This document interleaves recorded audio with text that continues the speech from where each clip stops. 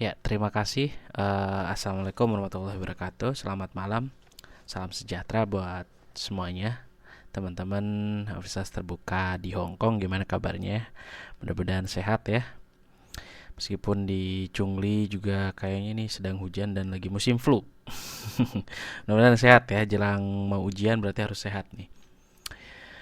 Eh, Terima kasih. Yang hadir sekarang ada berapa orang nih? Ada 5 orang ya. Nanti mungkin yang belum hadir sambil menunggu, kalau misalkan ada yang belum sempat langsung hadir di sini, langsung bisa lihat di YouTube. Nah, tolong nanti di YouTube, kalau misalkan yang lihat YouTube, dikasih tahu untuk menuliskan komen gitu. Komen misalkan NIM sekian, nggak usah pakai nama, NIM sekian, supaya jadi saya tahu yang lihat YouTube itu siapa. Dan yang lihat YouTube saya anggap sebagai absensi ya. Oke, kasih tahu yang lain yang lihat YouTube gitu. Karena kan saya nggak tahu siapa yang lihat, siapa yang enggak gitu kan. Gitu ya. Saya supaya nanti ada buat eh, apa namanya? Buat absensinya lebih enak gitu ya. Karena memang Universitas Terbuka ini lebih em, ya kita mencoba ngelihat realita aja ya sekarang yang terjadi. Mungkin eh, nggak bisa nggak bisa ikut tutorial online karena pekerjaan dan sebagainya.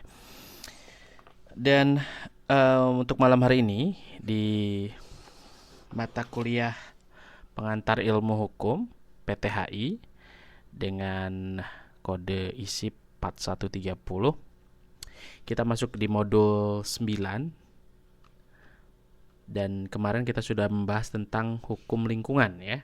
Dan sekarang kita akan mencoba membahas tentang hukum agraria gitu. Jadi di sini kegiatan belajar kedua ya, ada hukum agraria. Jadi kalau misalkan teman-teman bicara tentang agraria, kenapa ada hubungan antara administrasi niaga dengan agraria? Karena memang ini ada kaitannya dengan tanah gitu ya. Gitu.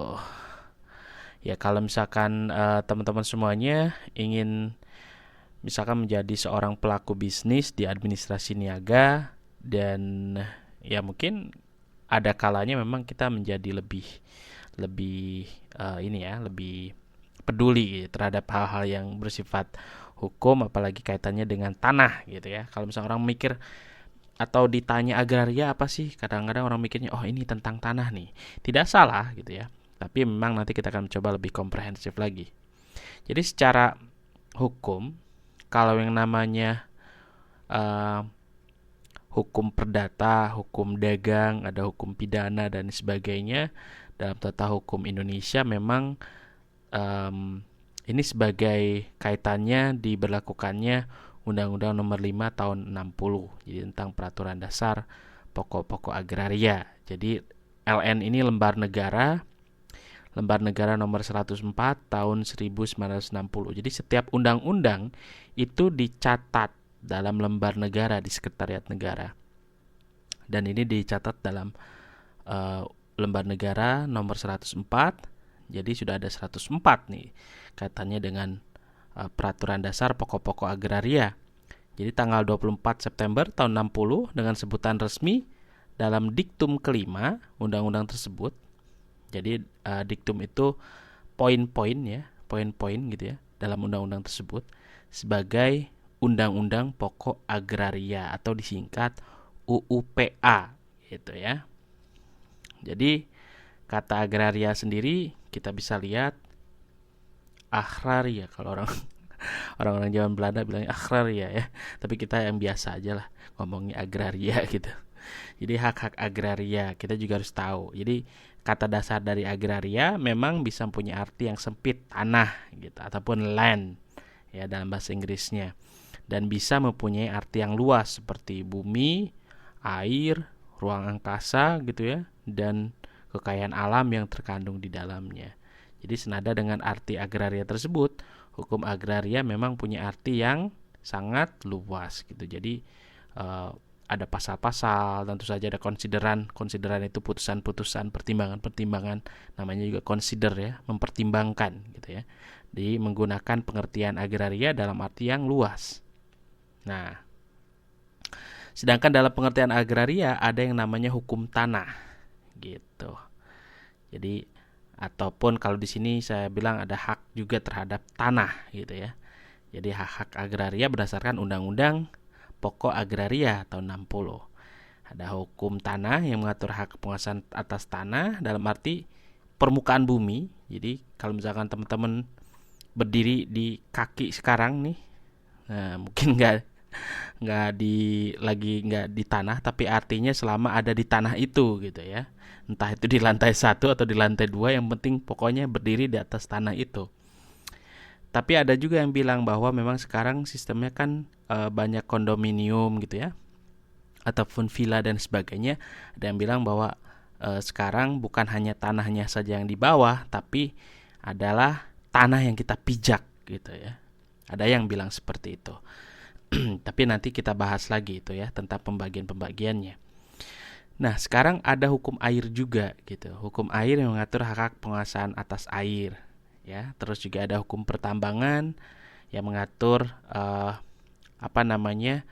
hak penguasaan atas bahan-bahan galian gitu ya. Terus juga ada hukum perikanan. Terus juga ada hak penguasaan atas tenaga dalam unsur-unsur ruang angkasa gitu ya, bukan space law ataupun hukum luar angkasa, tapi bagaimana orang itu bisa menguasai gitu ya. Misalkan contoh nih, satelit kita kan, satelit Palapa berada dalam koordinat berapa gitu. Nah itu berarti hukum penguasaan ketika sudah diluncurkan, tidak bisa akhirnya nanti misalkan karena satelit kita sudah berada di orbit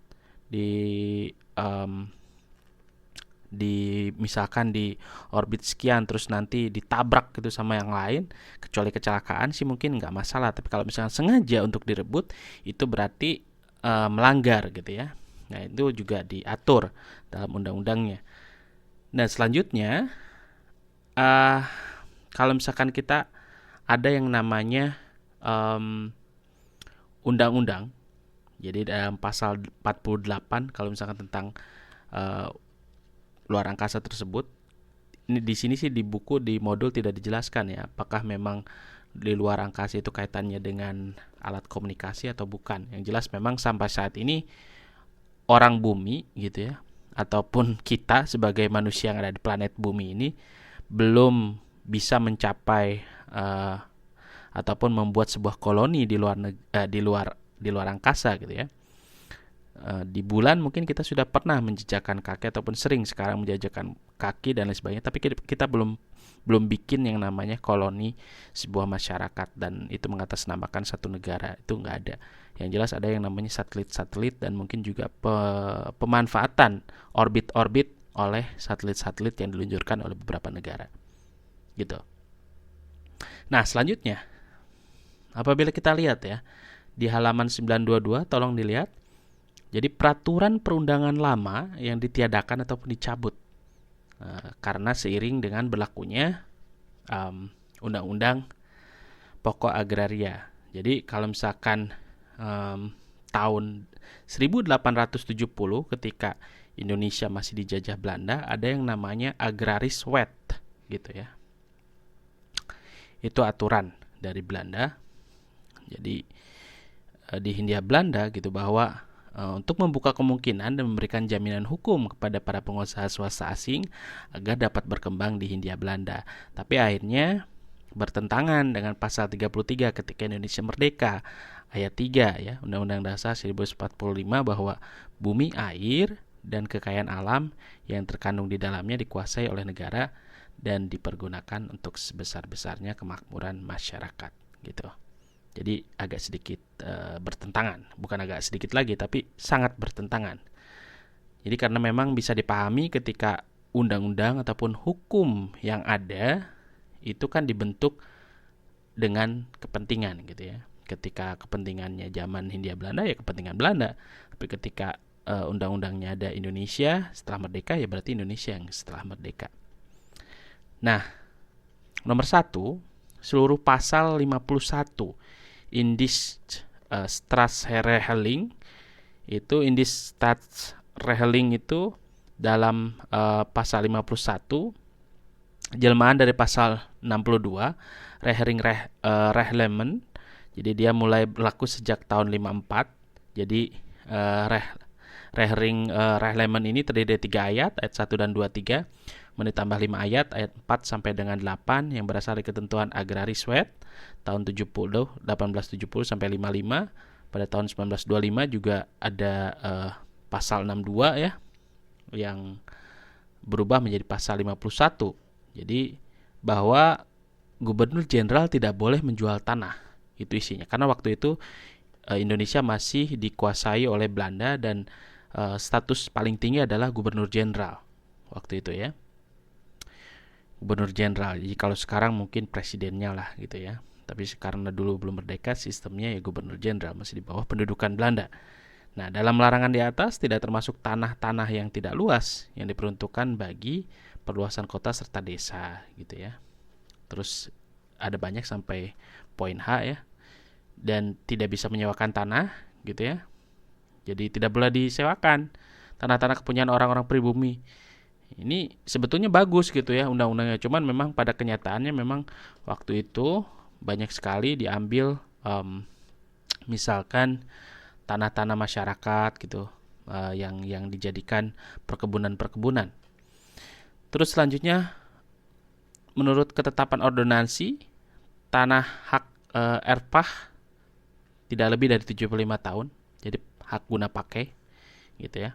Terus juga gubernur jenderal, makanya di Indonesia ini banyak sekali kebun teh dan kebun karet serta kebun kina. Waktu itu ditanam Belanda. Pinus juga gitu.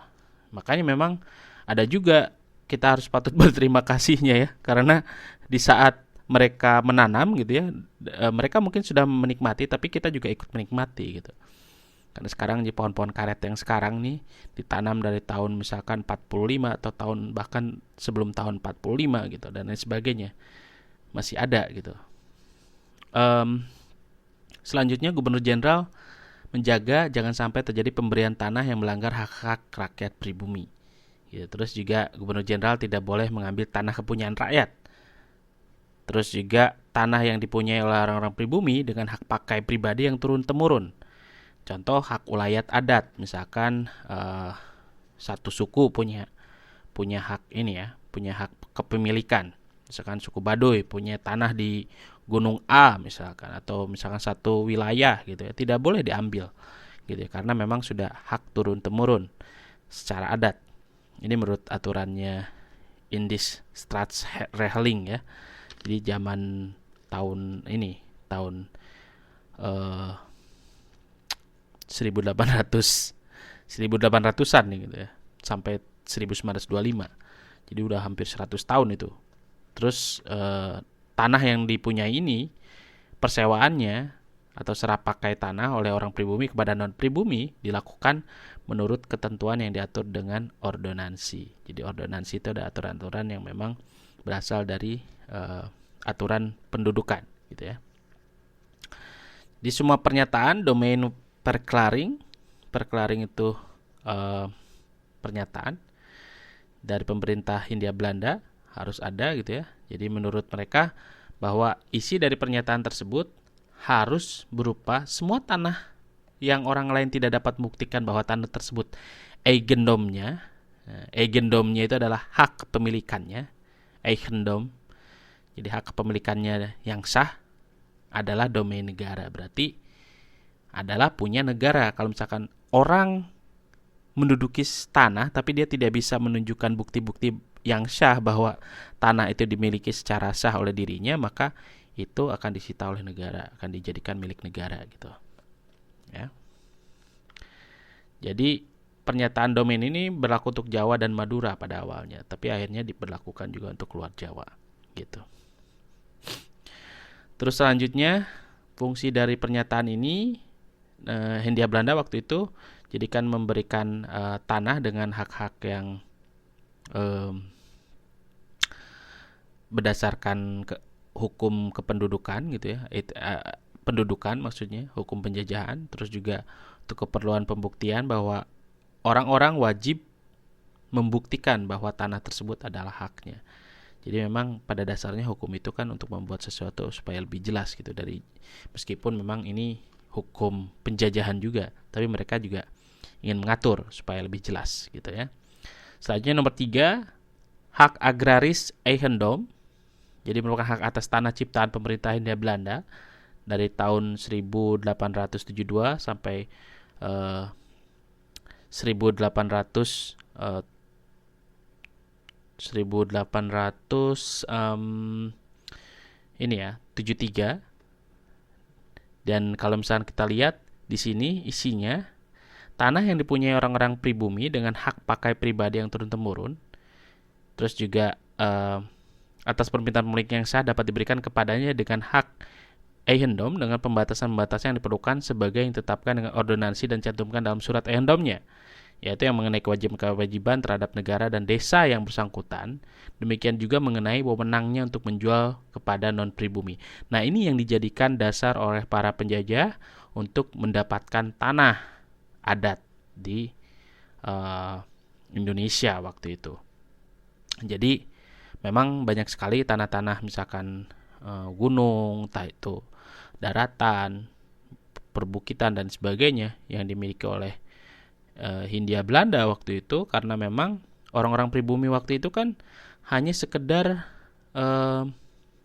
mengetahui bahwa ini punya saya, dan dibuktikan biasanya mungkin dengan patok gitu ya, atau mungkin juga dengan pohon kadang-kadang ini tanda batas, atau dengan batu misalkan ini tanda batas tanah saya dari sekian sampai sekian, tapi tidak bisa menunjukkan surat menyurat karena waktu itu mungkin pribumi, kita sebagai pribumi waktu itu belum mempunyai pendidikan yang cukup untuk memberikan sebuah syarat sah terhadap kepemilikan tanah gitu ya. Nah, makanya kalau misalkan ada yang nanya sekarang, kenapa penting sekali misalkan syarat sah tanah? Ya penting sekali karena kalau misalkan kita tidak bisa menunjukkan tanah itu dari siapa-siapanya gitu ya, artinya kita tidak tahu bahwa tanah itu dari mana, suatu saat ketika ada orang akan mengambilnya atau melakukan misalkan penuntutan bahwa tanah tersebut akan dimiliki oleh mereka, kita tidak bisa membela diri gitu, karena memang tidak punya alat bukti. Karena sekali lagi ingat bahwa yang namanya hukum itu harus ada fakta-fakta hukum, dan surat pernyataan atau mungkin juga kepemilikan dan lain sebagainya itu merupakan fakta hukum yang bisa dan perlu dimiliki oleh kita sebagai pemilik tanah tersebut gitu ya. Jadi kaitannya dengan undang-undang yang sekarang ataupun mereverse ataupun mendasarkan pada Undang-Undang Dasar 1945 bahwa hukum Belanda ini hapus gitu. Akhirnya masuk ke zaman buku kitab Undang-Undang Hukum Perdata Indonesia gitu, tahun Undang-Undang Pokok Agraria. Dan dalam Undang-Undang Hukum Perdata Indonesia kita bisa melihat bahwa yang namanya bumi, air, kekayaan alam yang terkandung di dalamnya, kecuali ketentuan-ketentuan mengenai hipotek ataupun tanah yang dijaminkan gitu ya, yang masih berlaku pada mulai berlakunya undang-undang ini, bisa menjadi tidak berlaku setelah ada Undang-Undang Hak Tanggungan, yaitu Undang-Undang Nomor 4 Tahun 96. Jadi kalau misalkan hal-hal yang terkait dengan undang-undang yang diberlakukan zaman Belanda dulu hapus gitu ya, jadi ganti. Dan itu memang satu sifat dari hukum, ketika ada hukum baru yang diundangkan, otomatis hukum-hukum lainnya yang digantikan itu hapus dengan sendirinya. Gimana? Tanah ya, tanah itu kan nanti kan dikasih tahu juga bahwa sebelum mempunyai sertifikat kan ada yang namanya hak guna pakai gitu ya, hak guna bangunan HGB, ada kalau dalam di pedesaan itu namanya letter C ya, girik gitu. gitu ya. Jadi girik misalkan tanah yang memang diketahui oleh pemangku adat, terus juga kepala desa, perangkat desa bahwa tanah itu memang milik mereka dan mereka akan mengeluarkan keterangan gitu. Nah, kalau yang sertifikat kan memang itu zaman modern dan mulai dikenal akhir-akhir ini gitu. Jadi yang mengeluarkan memang BPN gitu ya, Badan Pertanahan Nasional gitu. Dan itu sebagai bukti yang kuat gitu ya. Eh kenapa? Sebentar. Jangan terlalu cepat nih. Sekarang katanya ada undang-undang dasar mengenai santet. Oh, itu bukan undang-undang dasar, tapi rancangan undang-undang. Gitu ya. Kalau undang-undang dasar tetap satu, undang-undang dasar 1945. Tapi ini ada yang namanya undang-undang ataupun kalau misalkan ini baru rancangan RUU, rancangan undang-undang tentang kitab hukum acara pidata dan perdata dan pidana, sorry. Jadi KUH Perdata dan KUH Pidana gitu ya. Jadi KUHP gitu. Ini kaitannya dengan hukum baru yang akan menjadi rancangannya masih digodok di DPR dan belum disahkan menjadi undang-undang. Teman-teman bisa cari di www.dpr.co.id tentang rancangan undang-undang yang dibahas di sana. Silahkan dilihat, banyak sekali. Dan bisa dijadikan semacam bahan tugas juga ya untuk makalah nanti. Misalkan gimana sih cara pelaksanaan undang-undang ini gitu ya seharusnya dan sebagainya. Oke, kita lanjut ya. Selanjutnya kita coba lihat ke halaman 926. Silahkan dilihat. Jadi ada juga dalam pasal dalam buku 2 KUH Perdata yang termasuk perkecualian. Pasal-pasal mengatur mengenai hipotek. Jadi ada juga pasal-pasal mengatur pewarisan. Ada juga pasal-pasal yang mengatur mengenai Beperrechtschulden. Nah, Beperrechtschulden. Tapi kalau misalkan ini agak sedikit bingung tentang ini ya, apa namanya istilah-istilahnya, bahwa memang ini menjadi sebuah kesimpulan buat kita bahwa yang namanya dicabutnya peraturan undang-undang pokok agraria mengenai bumi, air dan kekayaan alam memang dikaitkan dengan aturan-aturan terbaru di Indonesia gitu ya. Jadi mungkin bisa ditegaskan di sini kalau misalkan teman-teman belum sempat baca tentang KUH Perdata yang cukup banyak misalkan ya, ini langsung saja mereverse ke alinea kedua bahwa dengan dicabutnya berbagai peraturan undang-undang pokok agraria, jadi standar hukum agraria yang baru pasal 5 undang-undang pokok agraria berarti sistem dualisme dalam hukum agraria berakhir. Jadi langsung digabung, disatukan, diunifikasi gitu kan dalam keseragaman hukum agraria, yaitu hukum agraria nasional. Jadi sesuai dengan cita-cita bangsa Indonesia, sesuai dengan politik hukum negara Republik Indonesia dalam Undang-Undang Dasar 1945 khususnya pasal 33 ayat 3 sesuai dengan TAP MPR nomor 4 MPR 1978 tentang GBHN bab 2 sub E gitu. Jadi intinya sih pokok bahasan ini menyatakan bahwa ada cuman satu undang-undang pokok agraria saja. Kalau zaman dulu ada dualisme antara hukum Belanda dan hukum Indonesia gitu. Selanjutnya, latar belakang dan tujuan undang-undang pokok agraria. Coba dilihat.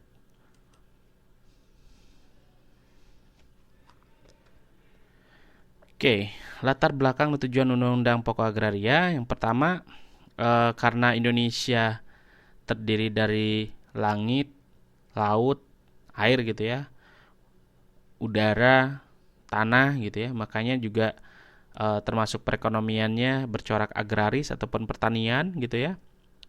Meskipun sekarang sudah banyak berubah, tapi at least memang secara garis besar Indonesia masih mengandalkan pertanian sebagai pengembang dari konsep-konsep pembangunan. Dan memang ini patut dikembangkan untuk membangun masyarakat yang lebih sejahtera gitu ya. Dan dalam hukum agraria yang masih berlaku sekarang ini tahun 60, jadi sudah tersusun ada namanya tujuan, ada juga yang namanya bentuk-bentuk, terus juga bagaimana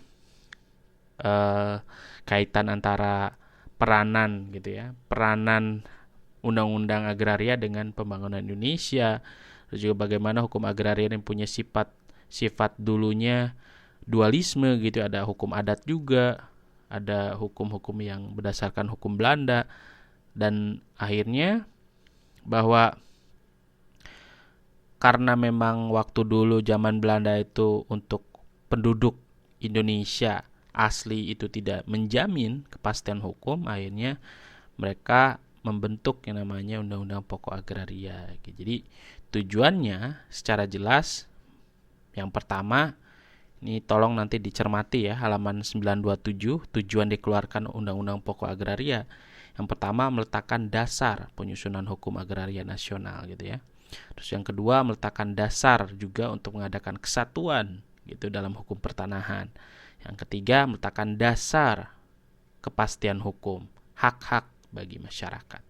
Jadi tiganya meletakkan dasar. Yang pertama, meletakkan dasar hukum, meletakkan dasar kesatuan, meletakkan dasar kepastian gitu ya. Oke. Jadi itu untuk tujuan Undang-Undang Pokok Agraria, dan masing-masing tujuan tersebut sebagai dasar hukum agraria ada yang namanya dasar kenasionalan. Coba dilihat 927 nomor 1. Dasar kenasionalan ini tercantum pasal 1 ayat 1 dan 2 Undang-Undang PA, berdasarkan pasal 1 ayat 1 Undang-Undang PA, bahwa seluruh wilayah Indonesia adalah kesatuan tanah, air dari seluruh rakyat Indonesia bersatu sebagai bangsa Indonesia gitu ya. Dan pasal 1 ayat 2 bahwa seluruh bumi, air, dan ruang angkasa termasuk kekayaan alam anugerah Tuhan Yang Maha Esa, dan bumi, air, serta ruang angkasa bangsa Indonesia merupakan kekayaan nasional. Jadi ini merupakan sesuatu yang perlu dijaga gitu. Silakan kembali dibuka halaman 928. Undang-Undang Pokok Agraria menggunakan asas hak menguasai negara menggantikan asas domain. Kalau di zaman Belanda kan ada asas domain. Kalau bukan milik, kalau nggak bisa menunjukkan hak kepemilikan, ini berarti hak milik negara nih gitu kan. Kalau zaman Belanda kan gitu. Kalau sekarang hak menggunakan asas menguasai negara menggantikan asas domain, ini bahwa sebesar-besarnya kemakmuran rakyat itu harus diperhatikan, dijadikan sebagai pokok gitu ya. Jadi tidak menggunakan lagi asas domain, tapi asas hak menguasai negara. Jadi menguasai negara ini bahwa pemerintah mempunyai kewenangan untuk mengatur, menyelenggarakan, peruntukan, penggunaan, persediaan, pemeliharaan gitu ya, tanah, air, dan ruang angkasa gitu ya. Terus juga menentukan, mengatur hubungan hukum antara orang-orang dengan tanahnya. Terus juga menentukan dan mengatur hubungan-hubungan hukum antara orang-orang dengan perbuatan hukum yang mengenai bumi, air, dan sebagainya. Pokoknya sebagai pengatur intinya gitu ya, sebagai pengatur. Jadi tidak lagi asal-asalan langsung main ambil, tapi sebagai pengatur. Terus yang ketiga ada hak ulayat. Nah, hak ulayat ini bisa dikatakan sebagai hak adat gitu. Jadi tanah adat ya. Contoh yang masih ada banyak tanah adat itu di daerah Banten, di daerah ya katakanlah Sumatera gitu, Medan, daerah Kalimantan, daerah Papua gitu. Itu banyak hak adat gitu ya. Oke, selanjutnya kita bisa lihat bahwa hak ulayat. Nah, ulayat ini istilahnya hak adat, masyarakat adat tradisional. Jadi ada hak ulayat ini bisa diakui dengan dua syarat. Yang pertama, sesuai dengan kepentingan nasional dan negara, terus juga mempertimbangkan persatuan, terus tidak boleh bertentangan dengan undang dan peraturan-peraturan yang lebih tinggi gitu ya. Jadi misalkan tanah atau bukit ini nih milik masyarakat Baduy misal.